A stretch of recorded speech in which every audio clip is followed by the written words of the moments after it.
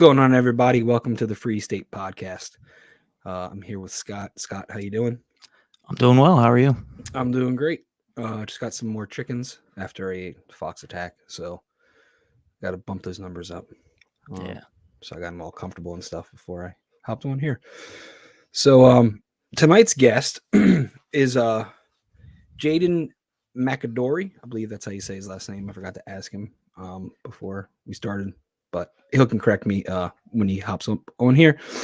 So if you haven't heard the story, here's from NPR. Everybody loves NPR. It's the best neutral government propaganda there is. So this is from, this is NPR. I believe NPR Maryland. Yeah. A Maryland man has been carrying an AR-15 style rifle near a school bus stop. That's the headline. The issue of gun control came to a head in Maryland after a man began regularly standing at a school bus stop with an AR-15 style rifle in his hands. For the past few weeks, J'Den McAdory, 20, has been strolling around his neighborhood in Seven, Maryland, with a long gun in what he says is a protest against recent state gun control legislation. Police say his actions are legal. He did not respond to NPR's request for comment. Great idea. At first, he didn't respond at first. Sorry. Guns can be safe if it's controlled by the right person. I really wasn't out here for the kids. I was coming out here to show people that it is legal, and it is. A lot of people don't realize that you can lawfully open carry long rifles and shotguns in the state of Maryland. So, with further ado, let's bring up J'Den. What's up, J'Den? What's up, man? How you doing today? Good. All right, I'm going to bring up your buddy Michael. Michael, how you doing? Doing good, everybody. Thanks for your time. Yeah, man. All right, so first off, tell me what made you want to do this. Why did you decide to do this? You know, knowing that it would be controversial in the communist state that we live in of Maryland. Like, why did you decide to do this? What made you want to do it? Honestly, there was just too many misinformed people in the area, and misinformed people get your rights taken away. That's a simple answer. It's great. I love it. So, tell me about the area that you live in. I'm in Anne Arundel County as well, but I'm down in Pasadena, and I don't know Severn that well. So, tell me about the area. Is this a non kind of gun friendly kind of area? Like, what's the big deal? Why are people making a big deal about this? I mean, honestly, I think people are making a big deal out of it because of the whole school bus narrative. But I mean, Severn, Maryland, there's good areas, there's bad areas, but crime stops nowhere. Yeah, exactly. How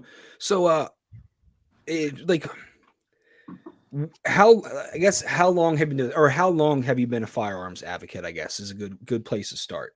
You're only 20 years old, right? So, what's it, 18 you have to be to own a long rifle and a shotgun in Maryland, I believe, right? So yeah. How long did you grow up with firearms? Did you shoot as a kid and now you're into it? And I understand you're going into the Army in the fall and all things like that. So how long have you been into firearms? I mean, I've been into firearms since I was maybe 12 or 13. I think it was because of The Walking Dead. I always had a lot of BB guns and stuff, Yeah. I always had an arsenal of BB guns. So, I've always been into guns. I always thought they were cool, but then when I turned 18, I got my first shotgun. I just always respected firearms. Right. Yep. So you didn't really shoot guns as a kid or anything, just kind of the lore culture behind it. Yep. Yeah, I'm right there with you. I didn't have my first gun. I didn't shoot a gun until I think I was 28. It was the first time I shot a gun. Just never had the opportunity. We didn't hunt growing up or anything like that. So it just wasn't there. And then the first time I shot a shotgun, we were doing skeet shooting. I was like, this is awesome. I'm getting some of these. So, and it's been a plague as my wife would probably say since then, because one's not enough. 5 is not enough. Yeah. every gun has its use, right? Exactly. Yeah. And I got into 3D printing for a while until this. You may not know this. I didn't tell you this, but viewers know this. I had the FBI come to my house a few months ago for 3D printing firearms and things like that. So yeah, it's it's pretty hostile territory out there right now for us gun owners and us gun advocates and things like that. So that's why I appreciate what you're doing, because a lot of people don't even realize that you can carry long guns and shotguns in Maryland. Exactly. And I was trying to organize some sort of protest that people would open carry rifles and shotguns, and everybody's skeptical about it. I'm like, look, it's legal. It is legal. They can't arrest us. They can't do anything. As long as we're not threatening anybody, then we're fine.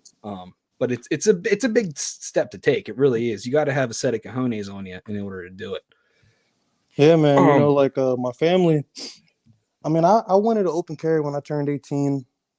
But my family, they always talked me out of it. They always said, if I go out there, I'm going to get shot by the police. So, Right. I was able to beat that stigma for them. Now the next thing they're on is, now another black man is going to take me out because of it. It's always one fear after the next. You know what I mean? Yeah, there's endless fear propaganda when it comes to firearms. Yeah. And I would imagine, there's the stigma of you being a black man that, the police see a black guy walking down the street with a rifle, they're going to get shot, right? That's what everybody says. Yeah, that's what people believe. Right, but it's not true, because you're not breaking any laws, and everybody has the right to the Second Amendment. It's there. It's indefinite. It shall not be infringed, right? Exactly. And just because of your skin color doesn't make you more of a target, at least legally doesn't make you more of a target than anybody else.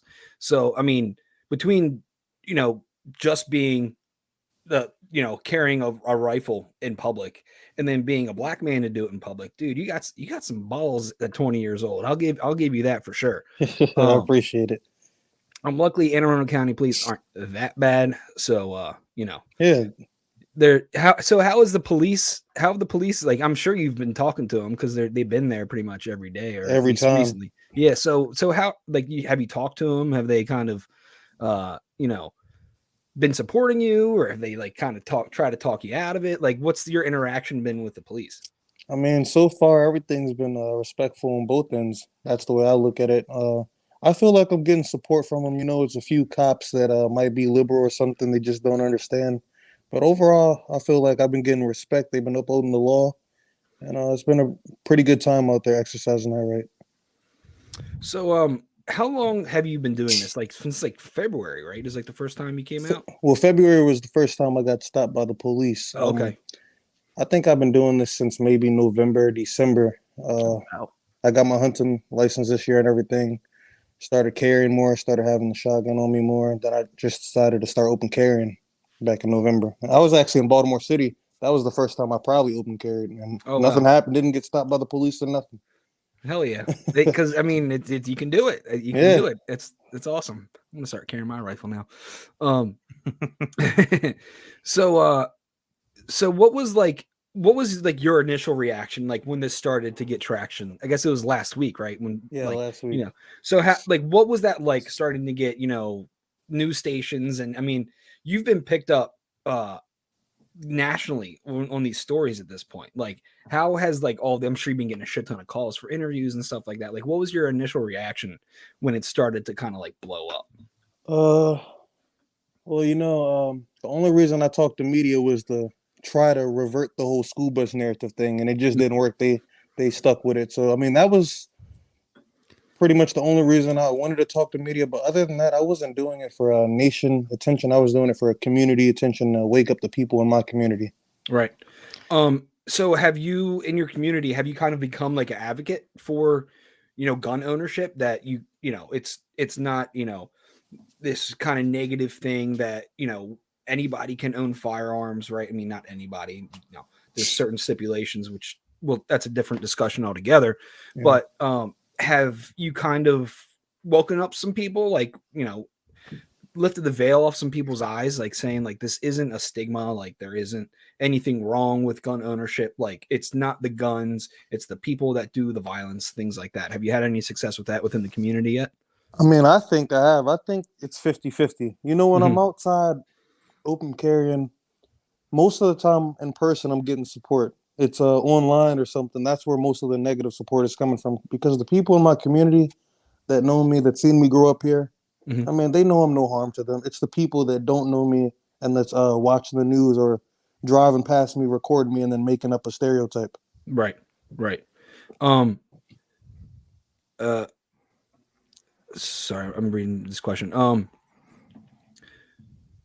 So like, have your parents been supportive? Because I'd imagine you still live at home, right? You're only 20 years old. You're about to Yes, go in the sir. army. Why, move out?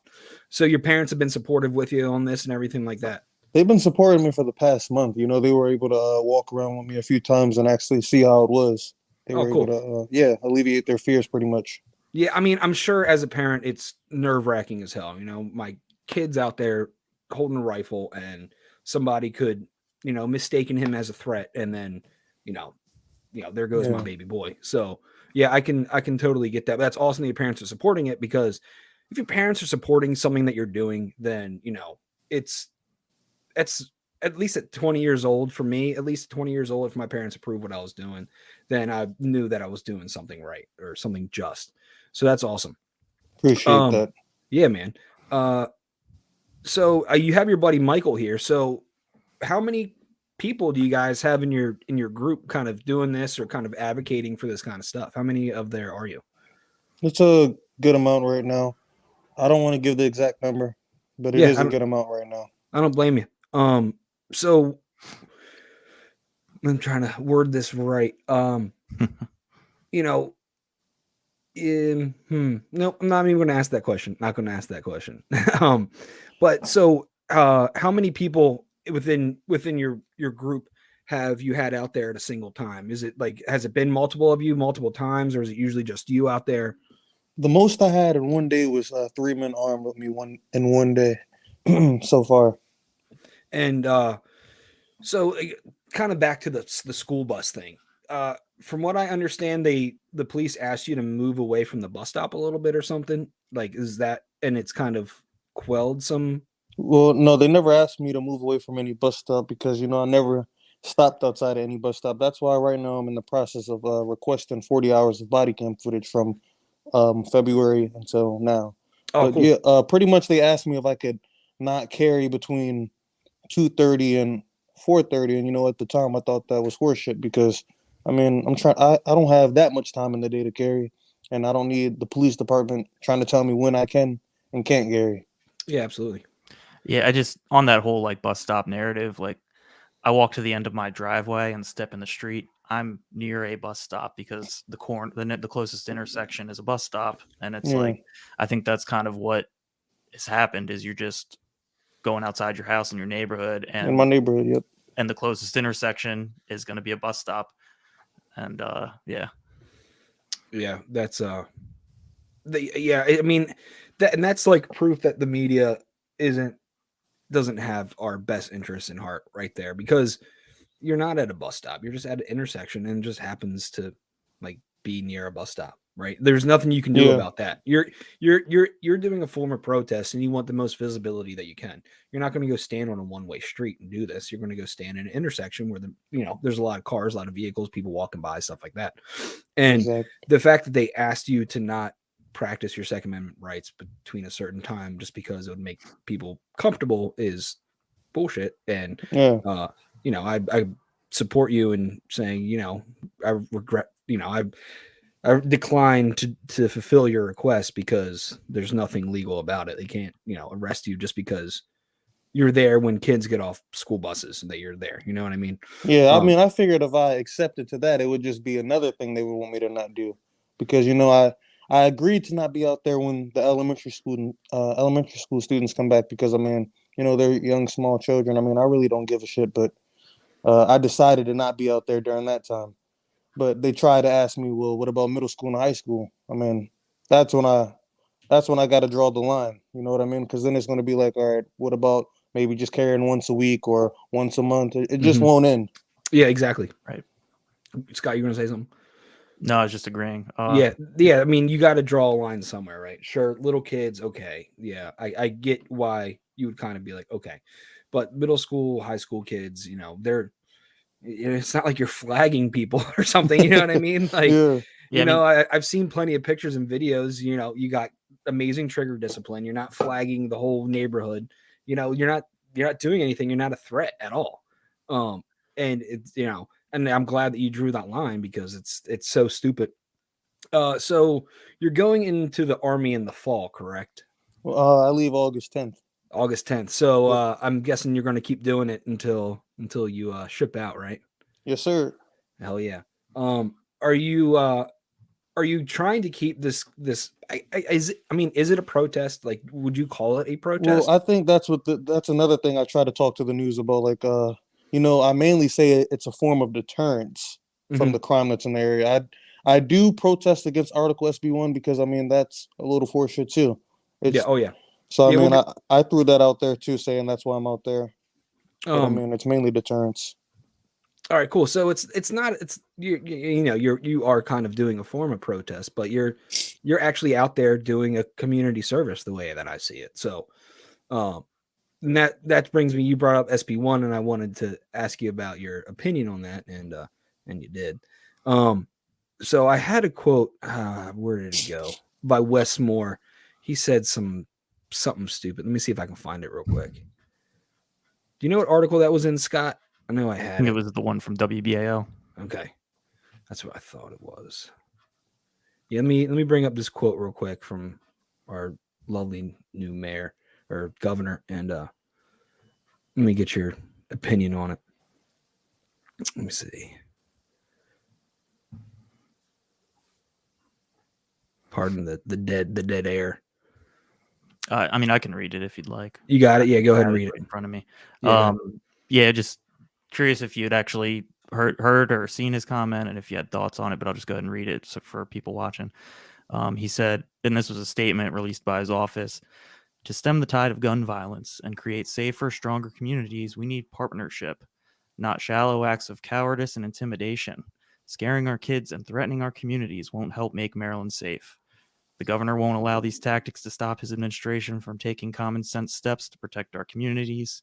He condemns this behavior and will keep fighting to build a safer Maryland. Had you seen that before, or after he had made it? I think it was last week after this kind of hit the news. And I don't know, did you have any kind of thoughts on that? Yeah, I did hear that. I'm just not surprised with his statement, with his agenda and everything that he's trying to push, the things that I'm doing, he just simply won't agree. So, him calling me a coward and using intimidation tactics is complete BS. He's just trying to make me look like a fool, trying to make me look like a nut pretty much to the state of Maryland. But, yeah. I'm not surprised. Have you ever heard of Maj Toure up in Philadelphia? You ever heard of him? No, I haven't. I would advise you to look him up. I think politically, you guys differ a little bit. He's a libertarian. From what I understand, you're a MAGA Republican, right? Based off that, yeah. So you might differ a little bit on some things, but what he's been doing for a while now is he's been advocating, especially for the Black community, about gun ownership. That you can own guns. There's all this stuff. So I would advise you to look into him, and maybe we could link you guys up and you guys could have a conversation sometime. He's right in Philadelphia. So, Philadelphia is very similar to kind of Baltimore. And, there's a lot in common that those two cities have together, and you guys might have an amazing conversation. I'll see if either reach out to him or maybe somebody that he knows better than I do could reach out for you guys, and you guys could just have a private conversation and just talk about this thing. Kind of bringing the advocacy, not, to the Black community, which is a necessary step that needs to be taken, because the more people that are, pro guns for the right reasons, the better, right? It's all across the board. The more that we practice our rights, the easier it is to keep our rights. It's when we stop practicing our rights, that's when they tend to strip them away from us. Mm-hmm. Yeah, just want to show this comment from Joe the OP. They can't pass laws to make it illegal, so they demoralize the public from exercising their rights. And that kind of is what, Wes Moore was doing, in my opinion. Yeah.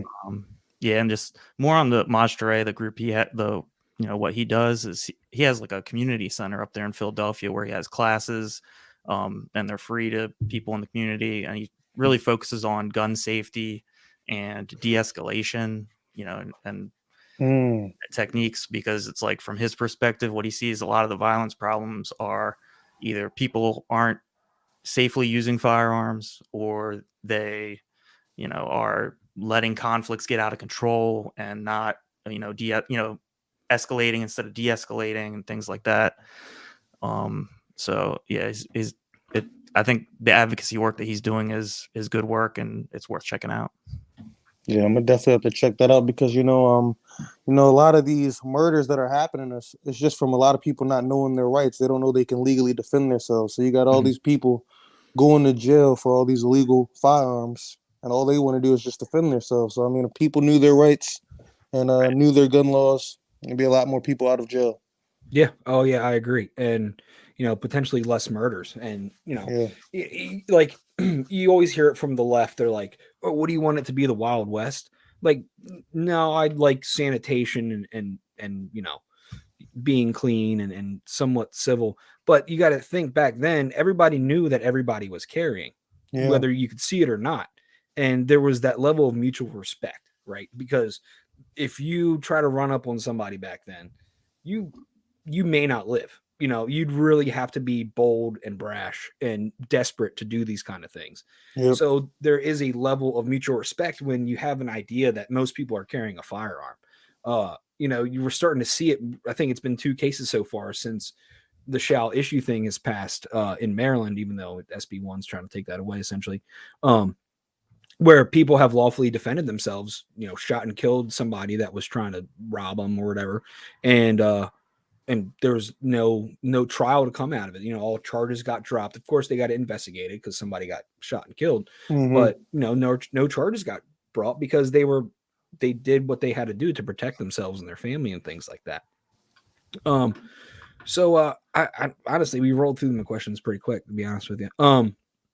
So I guess at this point, do you have like anything like that you want to promote? Do you want this to kind of continue? Is there anything like that people can reach out to your group? Can people get involved with you? Do you have any kind of like political aspirations where, as far as trying to change the laws? I know you're going in the Army soon, so you're going to be gone for a while. But before you do, like throughout the summer, do you plan on like doing more of these demonstrations? Do you plan on like kind of talking to people or anything like that, or any way that people can help out your cause if they support you? Like I told you earlier, when I started doing this thing, it was never meant to get mass attention. It was just supposed to get community attention, because there's a lot of people saying, why am I not carrying in West Baltimore or in Pioneer City, Steel Meadows, dangerous places near me, when I mean that's not even my community. I'm trying to help out the people that I can help out right now, and maybe it can expand. But as of right now, I am trying to put together a good group of people that are armed, that can really support the 2A movement. Because I mean, the way that people are portraying guns nowadays, I mean, I'm not a fan of that, because guns save a lot of lives. If I ever were to get out of line out there, they would put me down with a gun. So I mean, we can't sit here and act like guns are a dangerous thing. It's just people. Right. Yeah. I mean, I have a 5-year-old, and I kind of did it. I guess I got kind of lucky. The way that I taught him about things was, when he was a little kid, I'd be doing something around the house or something, and I'd have a hammer laying there. I'm like, hey, that's a tool. It's not a toy. You don't play with it. So when I brought home my first firearm, I told him the same exact thing. This is a tool. You don't play around with it. You don't pick it up. You don't swing it around. You don't press buttons. You don't do anything. It's a tool. And he understands that at 5 years old. Like he has no interest in trying to get into my safe or anything like that. Like that's not, he knows it's just a tool, right? He's shot a pellet gun before, and he's been around, gun shooting. But he hasn't shot like an actual fire. He's only 5 years old. I'm not going to give him like a 22 quite yet, but he shot a pellet gun before, and he knows kind of the safety aspect that's necessary behind it. And I'll have to keep reiterating that as he grows up, before he becomes mature enough, to maybe have his own like 22 rifle or something like that. But but yeah, it's all about education, right? And that's what I like about what you're doing. And you know, me and Scott were both libertarians, right? But we are super focused on like as local as you can get. Like focus on your community and try to make your community better before you start trying to change the world, because you know, you can only it's one step. Do what you can do in your local area and try to incite change there, which that's fucking awesome. It's, you know, chef's kiss to your mentality behind that, because Right. that's what we need. We need people that want to focus on their community. They're not trying to like grift off of something, trying to expand something as big as they can, you know, have TikToks of look what I'm doing, you should do it too, or pay me to, you know, come do this. Maybe that's what it might turn into for you, but I like that you're just really focused on your community. Scott's kind of in your area, so Scott, maybe you can join. I mean, I drove by the other day to see if you were out there, and you weren't. So, but I did see the county police posted up. So, oh, so that's one more point. So your community, from what I understand, has been paying a officer to patrol the area at night, right? Yes, sir. So, you know, what you're doing is you're a member of that community that's paying money for an officer, but you're keeping people's money in their pockets by doing voluntary action. And you know, you're patrolling. I mean, there's these groups like in like Texas, I think they're in Houston, and they patrol their neighborhoods. It's a, you know, they got a big group of guys and girls actually, and they walk around at night. They, you know, make sure everybody's good. If they see somebody getting out of their car at night bringing groceries or something, they're like, "You want me to, you know, hang out for a minute while you know, bring in your groceries and stuff like that." And of course, the media makes it a giant deal, but it's just a bunch of people in their community that want to keep their community safe. So what you're doing, like, isn't out of the it's out of the norm, but like you're not the first person to do this. And people have been definitely doing out of the norm for Maryland. Definitely out of the norm for Maryland. Yeah.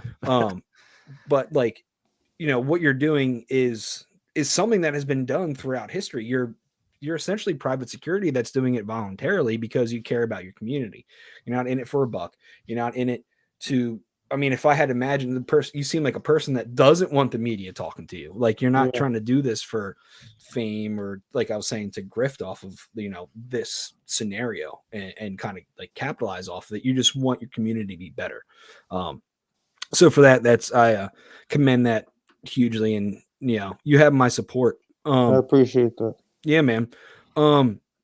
Is there anywhere that like people can like keep up with what you're doing, or is there like a Facebook page, Twitter page, or anything, or trying to keep that like low key and kind of just, you know, like you were saying, keep it to your community, talk to people one-on-one and stuff like that? Yeah, I mean, I really like one-on-one in-person talks, like this social media stuff. You know, they just I don't know how they did it, but they got rid of my Instagram and everything. That was my main source of social media, so they deleted that somehow. And right now I'm just focusing on in-person interactions. I mean, that's where the most positivity comes out of it too, I think. I mean, all the in-person interaction I've had out here with people that were even upset about it, I feel like I was able to ease their mind once they were able to hear my side of the story. Yeah, I mean, talking to you sound like a nice, sane, normal person. So it's like talking to you would, you know, calm everybody's nerves so they actually talk to you. And you know, that's my big thing is, you know, I'll talk to people. You never know where people are at. People are scared when things are different. Different things happen and shit like that. So yeah, that's great. Maybe one day I'll ride over and I'll talk to you in person, because I'm not too far down the road from you. Hey, Michael, I had a question. Yeah, go ahead. Yeah, just was that your Instagram losing that? Was that something that happened like recently in the last week or two? Was it connected to all this, or? Yeah, I mean, I was commenting under WBAL. I was commenting under there, pretty much saying, "Don't believe the school bus narrative." And I don't know if a bunch of people reported me or something. I just lost my account. I just lost it. They deleted it. I wasn't able to log in. That's probably what happened. Yeah.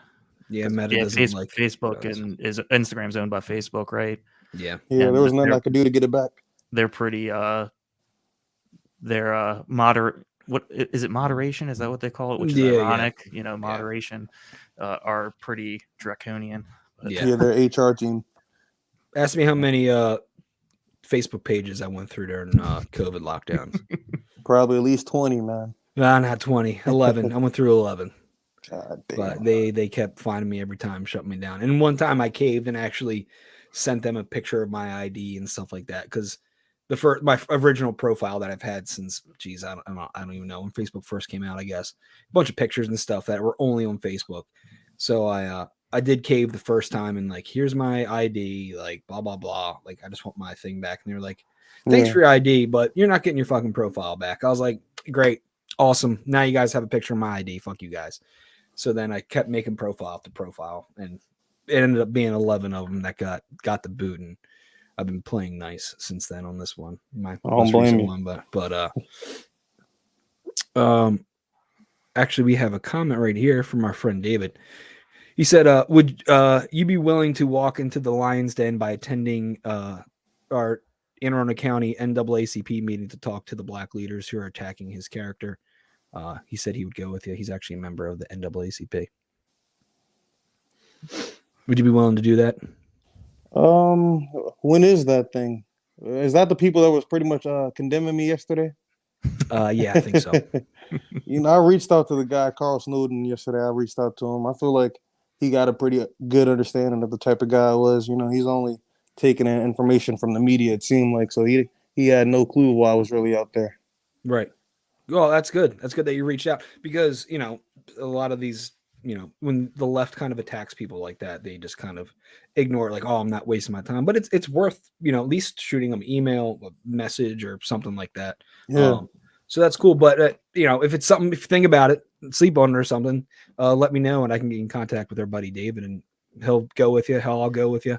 And I've never been to the NAACP meeting, but I'll walk into the Lion's Den with you. I'll definitely be willing to go to that. All right, cool. Well, we'll make it happen. We'll get in touch. Make sure you get to one before you ship out. Perfect. Well, J'Den, dude, I appreciate it. Michael, is there anything you wanted to say? Sorry, man. It kind of the focus has been around J'Den. No, I appreciate the time that you gave J'Den. His story has that appeal that needs to be spoken to. Like, I was just a gentleman within our neighborhood, and I wanted to know more about what was he, advocating for. And I walked up to him and I told him, what's the plan? So many people have been asking that same thing when they were walking by, when I decided to step out there with them, like, what's the plan? And that's everyone's First Amendment right. If I get to use my Second Amendment right to open carry, you have the right to go on ahead and have a conversation with me and ask why. So that's something that I loved about that experience. I started filming J'Den back in February, and I had no idea why he was in the neighborhood. He had a hood on and everything. And, my immediate idea is like, it's something dangerous for my son. I have a 4-year-old son. So I wanted to make sure that the area was safe. So, I wanted to make sure everyone was good. So I got spooked at that first time. But then I had a chance to actually talk to him, and then he rebranded with the MAGA hat and, open face and everything like that. And I was able to really get a chance to understand what he was going for. And with that, things started to escalate to the point where we started to keep in contact. And I said to myself, why wouldn't we want a community security team that wants to help out the community as much as possible, and made up of members of the community as well. Yeah, that's awesome that you're one of these parents, right? You directly contradict what the media is saying, because you have a 4-year-old that's running around, right? There we go. I have a 5-year-old, like I was saying, and how impressionable they are, and if they have any biases, which 4-year-olds can have a biases, it's going to come out, and they can't hide it, right? The kids are they're very on the cuff with everything that they feel. So yeah, that's great that you're one of the parents in the community and you're supporting this man. So that's awesome. And David said Carl Snowden is probably the best person could have reached out to. Hope the conversation went well. Yep, it did. Good. So maybe hell, if you want to, I'll go with you. We'll show our faces there. The NAACP knows me a little bit. I ran for office last year. I think you could have voted for me. Could you have voted for me, Scott? I forget where the district line falls. Yeah, I can't. I'm 32. Exactly. Yep. Okay. Yeah. I saw that you were District 31, right? Yeah, District 31. Yep. So you couldn't have voted for me. But, yeah, I think the district line's along Telegraph Road. Yeah. So, yeah. But well, I was hoping that I would have gotten your vote, but definitely would have got my vote, man. Oh yeah. Maybe next time. All right, man. Well, Michael, J'Den, thanks for coming on, guys. Yes, sir. Appreciate you, Brian. Yeah, man. I would like to stay in contact with you guys.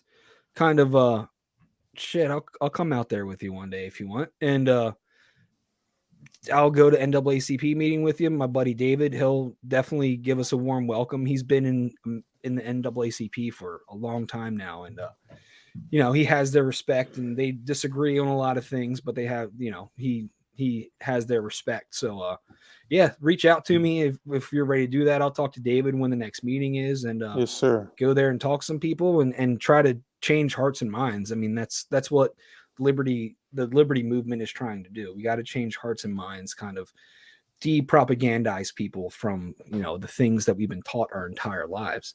Yep. So I appreciate what you guys are doing. I appreciate you coming on here. I would like to meet up in person sometime soon before you ship out, and maybe before you hit the road and go do the service of the nation. I'll have you on again and kind of give us an update how things have been going through the summer and stuff like that. Yeah, I appreciate that. Yeah, man. But yeah, definitely get me in contact with David and the NAACP thing, man. All right, cool. Appreciate it. All right, fellas. All right, man. I wanted to add just one more thing for anybody that's watching, anybody in Maryland, if they want to come out and, stand the line with us and stand on your Second Amendment rights, I definitely would want you to. And on my position, I'm advocating for Maryland to have a stand your ground law, just like Florida does, so that we, if somebody were to attack your car outside, your first reaction does not have to be to run, but rather you can protect your property. We only have castle law right now in Maryland, and you have to only defend your castle when it comes to lethal force or your own person. You have no right to defend your vehicle if somebody wants to destroy your car. So we need to change things like that so that we can stand our ground in Maryland for all of our property that we see fit.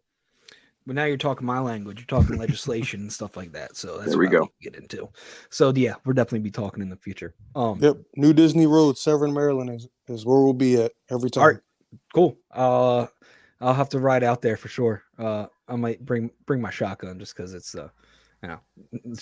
change it up. I'll have somebody out there with a shotgun, right? So all right, fellas, I appreciate it, and I'll be in touch with you guys. Appreciate you coming on. If anybody listening, if you haven't subscribed to the show yet, please do so. Follow us on Facebook, Twitter. Where else we at, Scott? That's it. Facebook, Twitter, YouTube, Odyssey, Rumble. You got it. And Spotify and Apple for just the audio stuff. Actually, Spotify does video now too. And if you do listen to it and if you hate it, then you don't have to say anything. But if you like it, give us a 5-star review. It helps with the algorithm. We'll pop up on more people's feeds and suggested and shit like that. So if you hate it, let us know, and that might even be a fun segment. Yeah, the negative comments. Yeah, we'll do the hater comments. That'll be fun. Maybe in our next Drunk Friday episode. But fellas, appreciate you coming out. Yes, sir. And I'll definitely be in touch. Scott, any last words? I'm good. All right, guys. All right, Brian. All right, Scott. All right, Mike. All right, Scott. Thank you, Brian. We appreciate you guys. Yeah, man. You guys have a good one. Man. You too. Take care. And that's that. Ladies and gentlemen, thanks for listening. Thanks for watching. And we will see you next week. Well, I will. Scott is... Oh, I'll have another bald bearded libertarian on as my co-host tomorrow. Is Doug gonna be back or no? My buddy Jacob, he's in Utah, I believe. He does the Rise Celebrity podcast, and he's had some really amazing guests. And if you haven't never listened to Rise of Liberty podcast, he has very good conversations with a lot of big names in the liberty movement, and really goes in depth with people and kind of gets their emotional side kind of to come out, not just completely like factual side of everything. So Rise of Liberty, definitely check it out. The show next week will be streamed not only to the Free State podcast pages, but also Jacob's Rise to Liberty podcast episodes with the one and only Forrest Mommy, aka Jessica Fensky, who's running for city council in Colorado. So that should be an amazing conversation. So be sure to check that out next week. Scott, thanks for joining me. Everybody, thanks for watching, listening, and we'll see you next week.